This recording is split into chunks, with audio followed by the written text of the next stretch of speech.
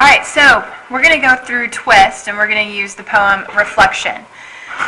First letter of Twistt is T, and we look at our title. So we're going to look at reflection, and we're trying to get outside the box. So we don't want to use, oh, it's going to be about reflections. We want to think of what would this poem be about just based on the word reflection.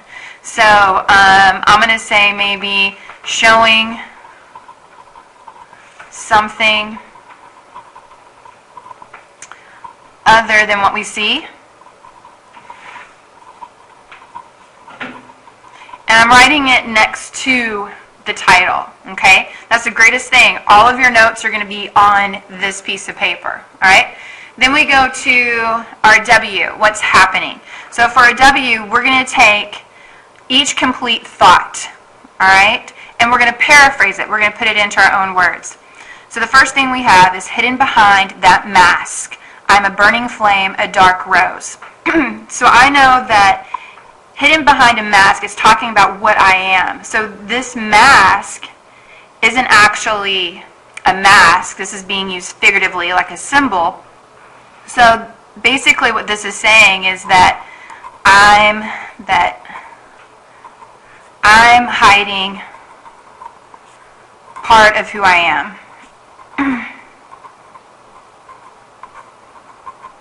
Oops, am. And so I'm writing that right here next to the line. Alright? So as I said, I'm writing it right here next to the actual line.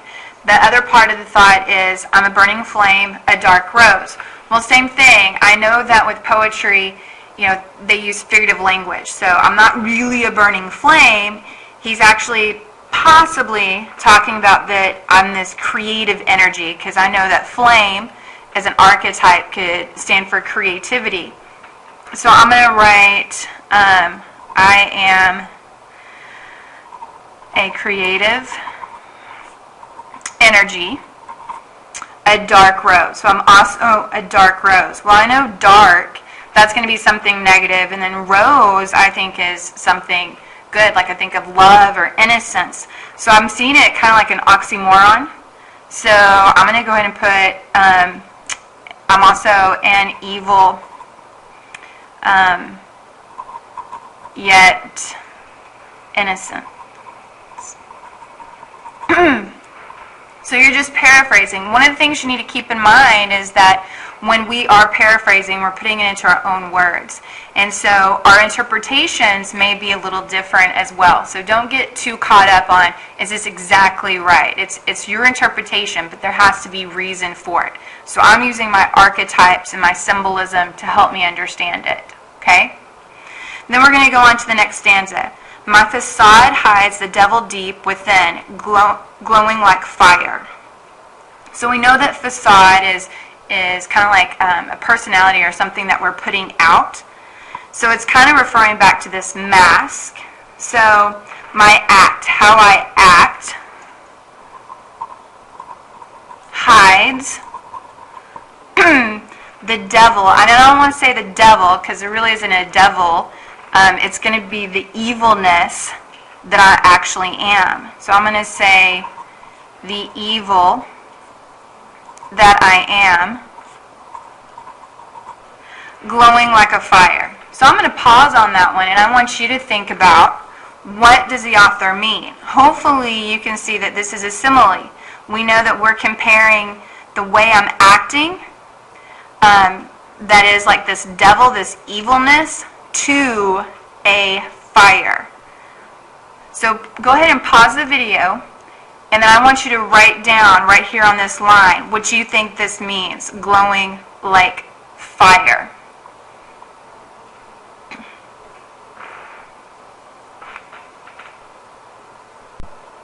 So let's check what you came up with. I had that grows and consumes me. That's what I came up with, because I was thinking like a fire.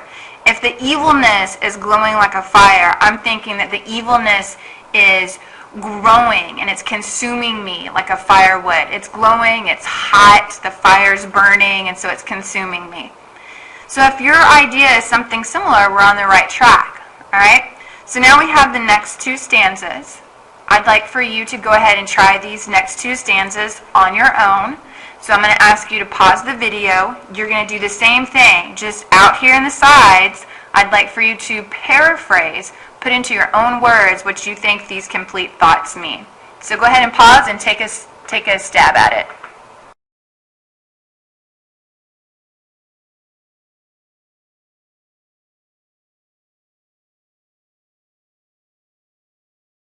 So let's take a look at what you came up with compared to mine.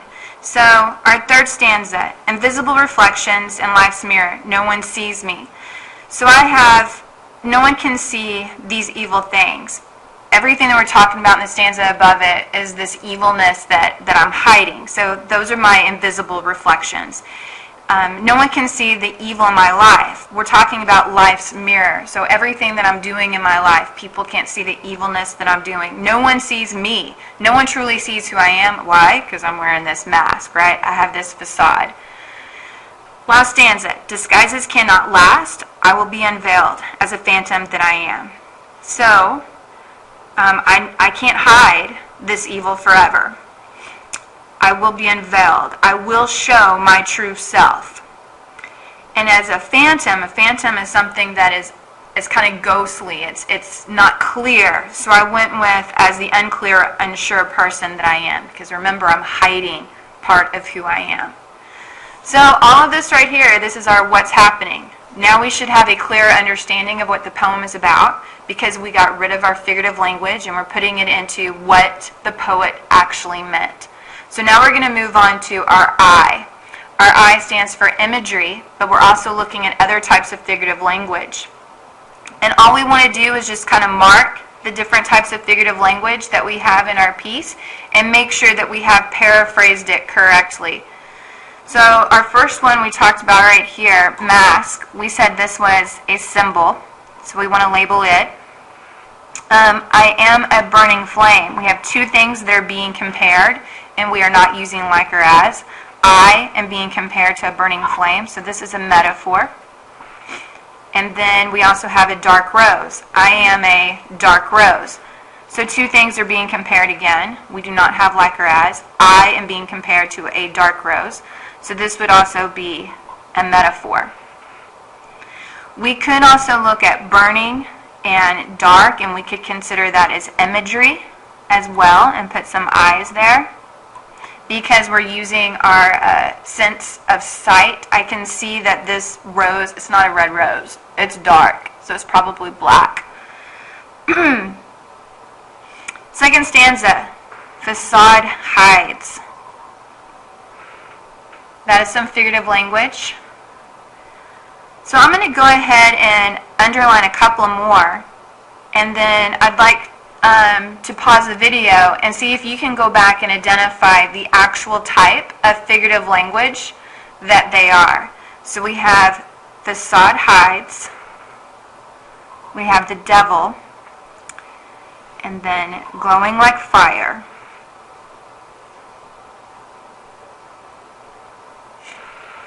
So go ahead and pause the video and see if you can go back and identify the types of figurative language that is.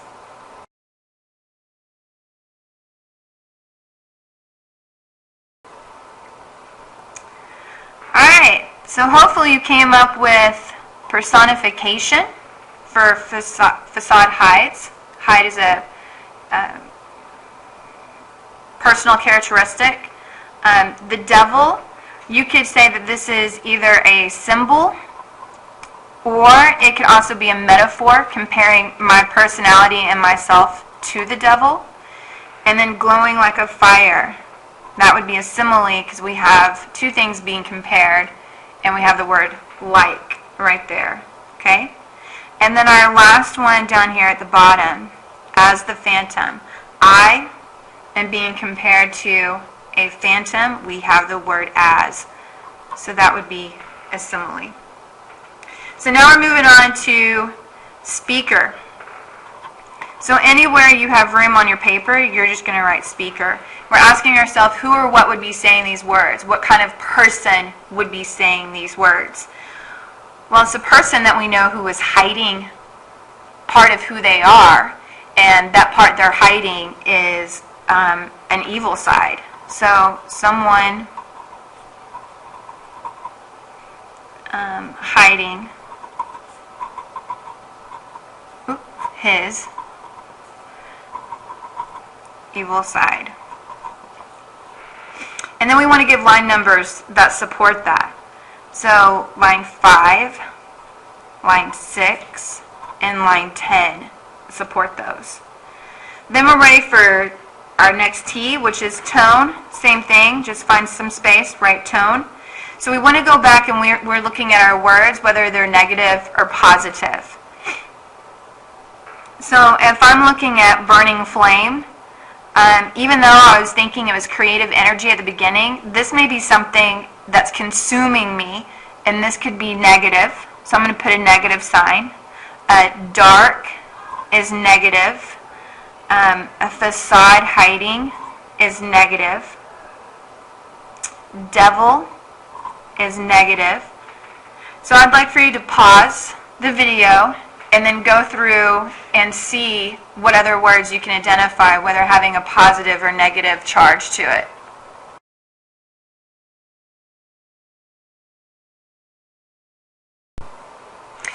So I've added a couple more. I have glowing like fire, negative. The word invisible, negative. No one sees me, that whole phrase is negative. Phantom, me being compared to a phantom would also be negative as well. You may have found some others. So we have the majority are negative, so I know my tone is negative. And then you can try to come up with an actual negative emotion that may fit that. Obviously, it's going to be an emotion that has some evilness connected to it. And we're going to look, we have no shift. So we're not changing completely over to a positive emotion. So we want to go ahead and note that there is no shift. There's no change in emotion. And then our last T is theme. Remember, theme is a message about life or human nature. So it has to be a complete sentence. It's not a single word. So my theme cannot be evil. It has to be something that I'm learning about life or human nature. So when I go back and I think about what's happening and what I learned about my speaker, I know my speaker is someone who's hiding something. I have this negative emotion. I'm going to take all of this into consideration.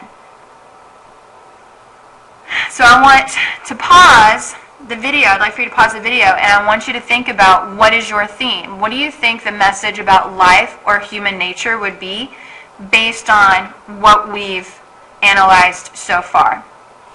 Go ahead and pause and write your theme down.